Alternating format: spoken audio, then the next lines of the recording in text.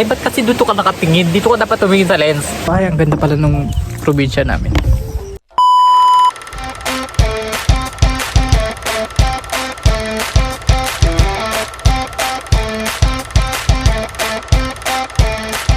Guys, samahan nyo kami ngayon. Punta kami dun sa ano. Siyempre, maliligo. Papakita ko sa inyo yung naliliguan namin. Yan yung bahay namin. So, let's go. Ano pala yung kasama ko? Kasama ko yung deaf ko na pinsan. Tada! Sobrang ganda, diba? O, sabihin mo hindi maganda yan. Ay, charis. Isa rin yun sa mga rason kaya nandito ako. Umuwi ako dito. Yung view, ganun. Yung ambience ng lugar. Alam nyo ba, hindi ko to na-appreciate dati. Pero nung pumunta ako ng Manila, tapos puro building na lang nakikita ko. Tayo ganun. Sabi ko, ay, ang ganda pala nung probinsya namin. Sobrang ganda, te. Just maganda dito, te, pag sunset. Sunset talaga maganda dito kasi makikita mo yung ano. Every hapon kasi pumunta kami dito, tingnan mo.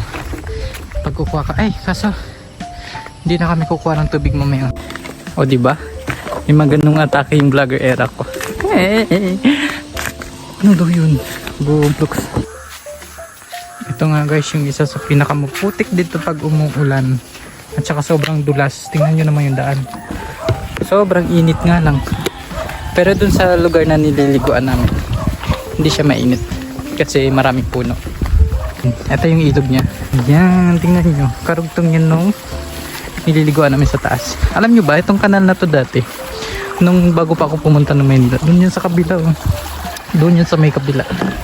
Tapos ngayon, nilipat nila, grabe, kinaya nila yun. Dito na siya sa kabila. So ngayon, wala nang kanal doon kasi nga nilipat. Tanga. Oh my god, naka-hearing aid siya. Galing. Suot niya yung hearing aid na binili niya sa TikTok. Ito talaga yung nililiguan namin dati. Kaso, sobrang init niya. Meron kami yung nilagay ng mga dahon ng nyug. Kaso tingnan mo naman, dinadala yan ng malakas na agos kapag bumabaha. Ayan na siya! Welcome to my paradise. Okay. Okay, medyo bumaba na yung tubig ah.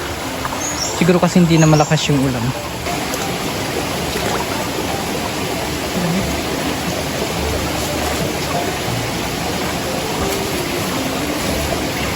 Ayan na siya guys. From this to this.